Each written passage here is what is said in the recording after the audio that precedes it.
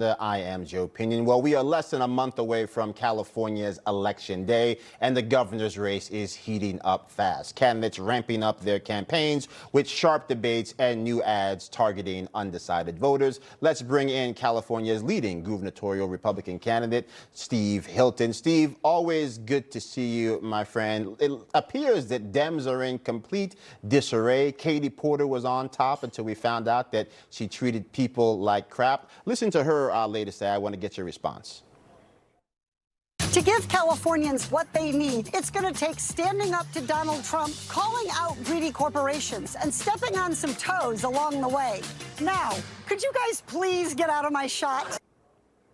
I mean, it's like art imitating life in the worst way. I mean, how tone deaf is this? But I think also, how much does it speak to the problem within the party? One candidate that was leading until he had to drop out amid an avalanche of sexual impropriety. This candidate now who apparently thinks it's fun to make fun of the fact that she was mocking her staffers, and no mention of the fact that the kids in California can't read, that the economy is in free fall, or that you've lost 2 million of your neighbors.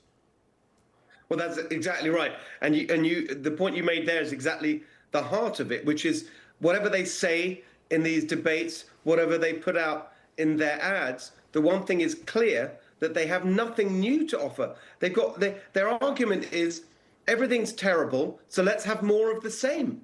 They agree with me when I describe the fact that we've got the highest cost of living in the country, the highest poverty rate, the highest unemployment rate. It's impossible to run a business, to build anything because of the ridiculous, insane regulations. All these Democrats agree with that. But then when you ask them what they're going to do to change it, the answer is nothing. Either more of the same, or in the case of some of them, like Tom Steyer, even worse, even more left wing. And I think that's why I'm leading in the polls, because Californians are sick of this.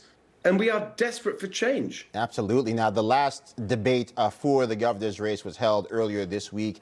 You made it clear the state needs this change in leadership for exactly those reasons. I want to take a listen and then get your feedback. Who's been in charge all these years? Some of these Democrats on the stage here, they talk as if we're in some parallel universe where Democrats haven't been running this state. This year, undocumented adults can no longer enroll in Medi-Cal. Would you reinstate this if you become governor? Yes or no? Mr. Villaraigosa? Yes. Ms. Porter? Yes. ICE is a criminal organization. They're coming into our state. They're terrorizing people. They're racially profiling people. I will investigate ICE. We will prosecute ICE. We will convict ICE. We'll make sure that all our laws are peacefully enforced. I mean, it's one flew over the cuckoo's nest. I mean, Gavin Newsom took over the state. You guys had over a $15 billion surplus. So it's an $18 billion surplus. He's leaving with, by some estimates, a $15 billion deficit. That doesn't include the fact that in the intervening years, there was a massive influx of money from the federal government due to COVID. Doesn't include the fraud that was perpetrated by people already incarcerated, close to $1 billion in COVID fraud, over half $500,000 in COVID fraud from people on death row. I mean, if you weren't actually knowing all of this were true, you would think that someone had made it up for a movie that was too insane to be believed. Exactly. Well, by the way, the total amount, I mean, you're right about the death row. The total amount of that particular fraud, just one part of the fraud, on their own numbers, $55 billion.